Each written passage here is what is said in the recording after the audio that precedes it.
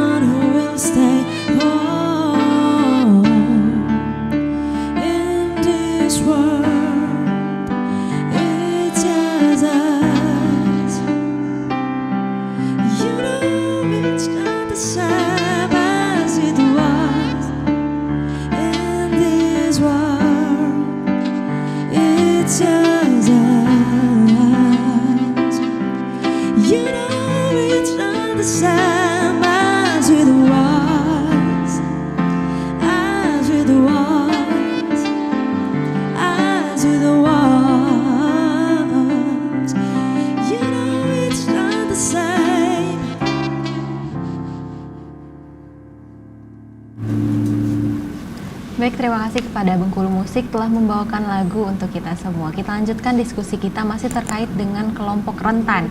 Mungkin langsung aja nih bisa dilanjutkan oleh Dokter Putri yang sempat terpotong ya dok tadi karena iklan. Boleh langsung dilanjutkan oleh dok.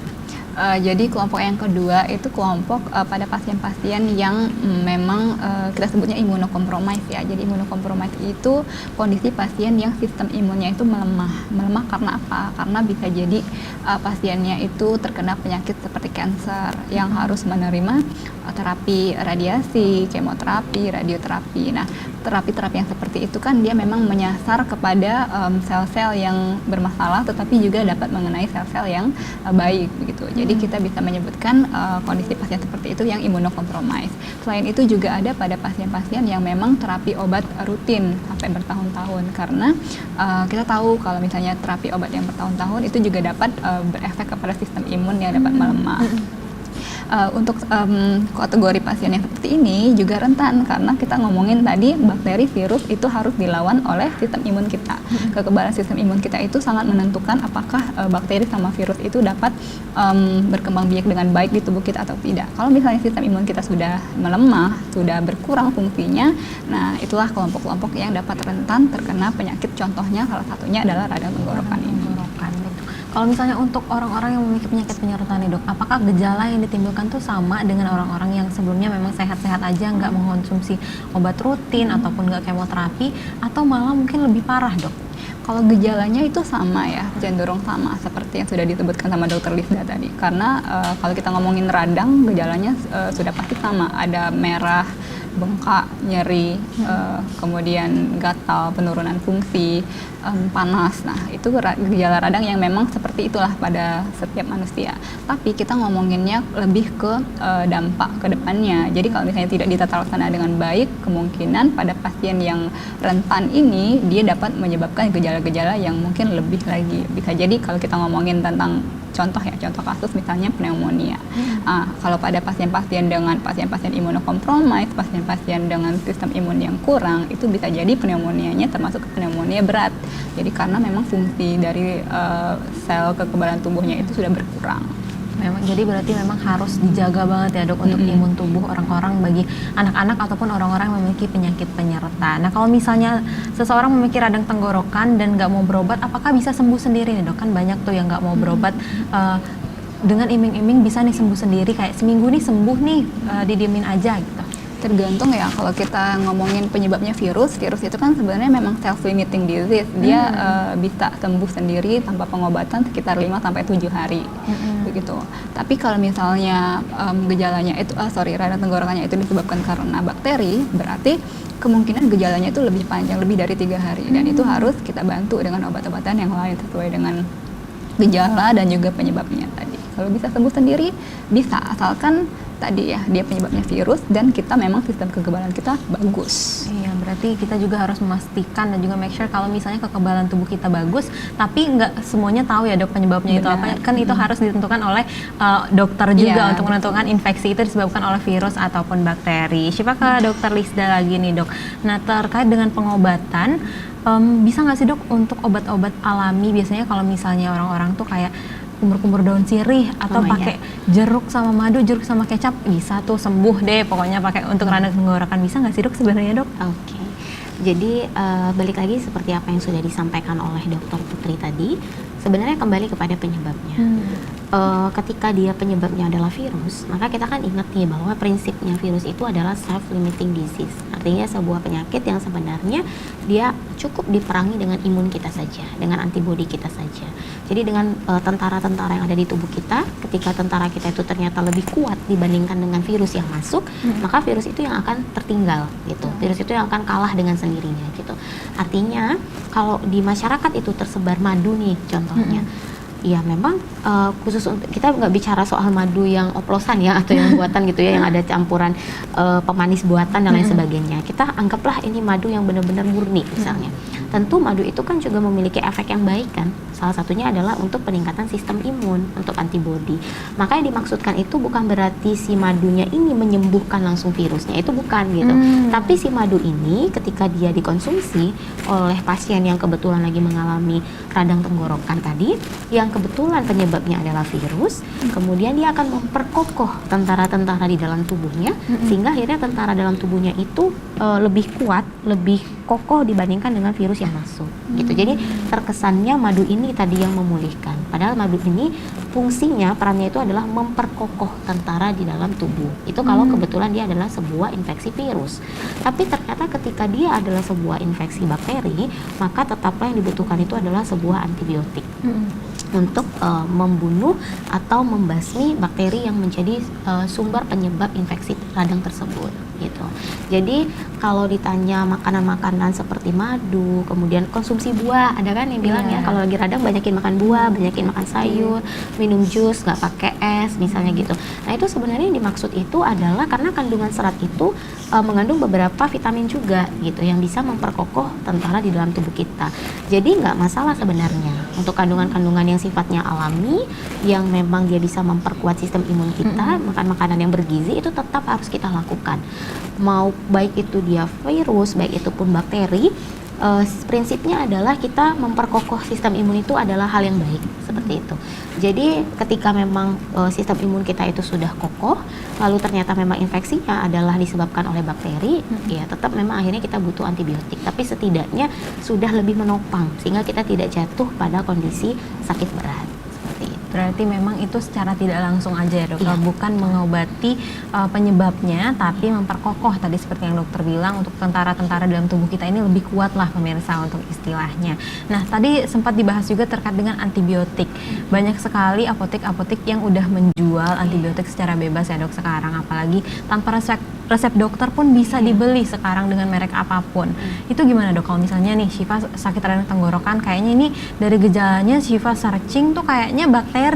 Syifa belilah sendiri ke apotek untuk antibiotik apapun yang ada. Itu gimana dok? Untuk kedepannya bagus nggak sih dok untuk tubuh kita? Jadi sebenarnya ini merupakan sebuah dilema ya dok ya yang kita temukan. Jadi kadang kita menemukan pasien itu datang ke dokter dan dia sudah beli antibiotik. Jadi lucunya tuh udah hampir habis satu papan gitu, baru dia datang gitu. Nah itu kadang kita mau marah tapi nggak bisa gitu ya. Tapi itu di dalam hati itu sebenarnya kenapa sih gitu ya udah mengkonsumsi sendiri gitu tanpa berkonsultasi ke dokter. Padahal jelas di label setiap antibiotik itu harus dengan resep dokter. Saya rasa semua antibiotik itu rata-rata ada labelnya harus dengan resep dokter gitu.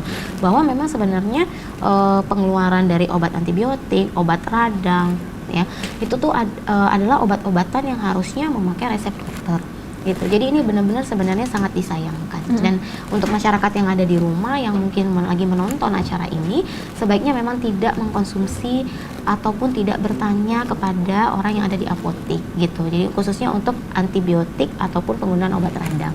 Tapi pergilah berkonsultasi kepada dokter. Karena tentu pemberian antibiotik ini dia harus tepat indikasi, tepat guna seperti itu. Jadi tidak terjadi komplikasi yang disebut dengan resistensi antibiotik. Bisa terjadi resistensi. Yang kita khawatirkan itu adalah ketika itu ternyata tidak pas pilihannya, lalu kemudian beberapa waktu ke depan dia membutuhkan antibiotik yang sama, yang harusnya itu dipakai, dia udah nggak mempan gitu, atau terjadi yang namanya resistensi. Ini yang sebenarnya kita khawatirkan gitu. Jadi sebaiknya tetap harus berkonsultasi ke dokter untuk pemilihannya.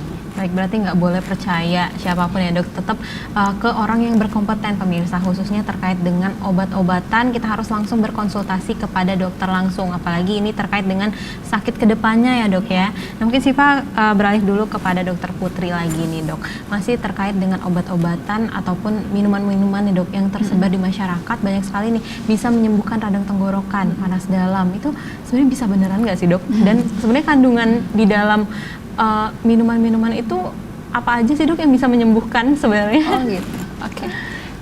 Ngomongin radang tenggorokan, ngomongin infeksi, kita mengkategorikan ini tuh sebagai communicable disease ya kalau di WHO gitu. Jadi memang penyakit yang sebenarnya simple tapi jadi masalah yang sangat besar. Kenapa? Karena tadi edukasi di masyarakat itu mungkin kurang. Edukasi di masyarakat yang kurang itu yang seperti apa? Tadi radang tenggorokan ini penyebabnya apa sih? Mereka bahkan tidak tahu mungkin penyebabnya apa. Jadi ada asumsi bahwa oh kalau kita minum minuman herbal mungkin minuman herbal itu bisa menyembuhkan. Dan yang kedua, oh kita beli aja nih karena batuk, oh kita beli aja obat batuk, oh kita beli aja antibiotik gitu. Nah kalau edukasi yang seperti ini nih masih sangat kurang di masyarakat kita. Sebenarnya bukan cuma di Bengkulu aja tapi di seluruh negara berkembang karena memang kasus penyakit infeksi sangat tinggi di negara berkembang termasuk Indonesia. Nah kalau ditanya apakah benar minuman-minuman seperti itu bisa menyembuhkan penyakit radang tenggorokan, tadi sudah sangat dijelaskan ya sama Dr. Lisda bahwa kita harus tahu penyebabnya dan penyebab dari radang tenggorokan itu apa. Kalau misalnya penyebabnya bakteri, obatnya adalah antibiotik. Kalau penyebabnya virus, bisa sembuh sendiri asalkan sistem kekebalan tubuh baik gitu. Jadi harus tahu dulu nih Syifa, minumannya nih minuman seperti apa yang dikonsumsi sama si pasien. Nah, ada yang misalnya tumbukan-tumbukan dedaunan gitu ya. Kita nggak tahu tumbukan-tumbukan dedaunan itu apakah bersih atau tidak. Kemudian yang dicampurkan itu kandungannya apa? Kandungan yang baik ya kandungan yang ada antioksidannya, vitamin C yang memang memperkuat sistem kekebalan tubuh yang seperti Dr. Lisa tadi bilang. Jadi kalau ditanya apakah minuman A bisa menyembuhkan radang tenggorokan, tidak bisa kita bilang ya bisa gitu. Yang penting kita harus tahu dulu komposisinya seperti apa, terus nanti baru kita kaitkan, oh ini untuk meningkatkan kekebalan tubuh. Oh berarti bisa, asalkan penyebab radang tenggorokannya itu virus. Berarti ini sama halnya dengan permen ya dok, banyak juga permen yang mengklaim bisa menyembuhkan radang tenggorokan, itu sama aja ya dok untuk minuman dan juga permen dok? Kalau seperti yang saya tahu ya, biasanya minum permen itu ada kandungan antibiotiknya ya dok ya, ada kandungan antibiotiknya di sana. Dan kalau saya tidak salah ya ada antibiotik yang memang tidak seharusnya kita berikan langsung kepada pasien dengan radang tenggorokan. Jadi memang harus periksa dulu ke dokter. Berarti memang penanganan pertama dan juga langkah pertama yang harus kita lakukan adalah periksa dulu ke dokter ya dok ya. Jadi untuk orang-orang awam nggak usah ngambil resiko, langsung aja periksakan ke dokter langsung. Nah terkait dengan komplikasi nih dok, kita membahas komplikasi dari radang tenggorokan. Apa aja sih dok komplikasi yang bisa dialami oleh seseorang yang mengalami radang tenggorokan? Untuk yang jangka pendeknya terlebih dahulu ya, biasanya kalau pasien dengan penyakit radang tenggorokan yang berat itu bisa jadi sesak napas. Kalau sesak napasnya kurang tidak cepat terlaksana dengan baik, itu bisa jadi gagal napas. Gagal napas bisa jadi penyebab kematian. Kemudian ada lagi komplikasi jangka panjang. pada pasien-pasien dengan radang tenggorokan penyebabnya bakteri yang tidak tertata laksana dengan baik, itu bisa jadi ada penyakit ikutan ya, komplikasi ke ginjal, ke jantung. Kita kenal dengan penyakit jantung rematik, penyakit glomerulonefritis akut post streptococcus ya, Dok, bisa ya. sampai separah itu ternyata ya, Iya. Dok, kalau misalnya nggak tertangani dengan baik. Berarti pemirsa, kita juga harus tetap hati-hati nih. Ternyata komplikasinya bisa sampai ke penyakit jantung rematik ataupun bisa ke penyakit ginjal. Baik pemirsa, kita akan lanjutkan diskusi kita setelah jeda pariwara berikut ini. Tetap bersama kami di Berendo TVRI Bengkulu.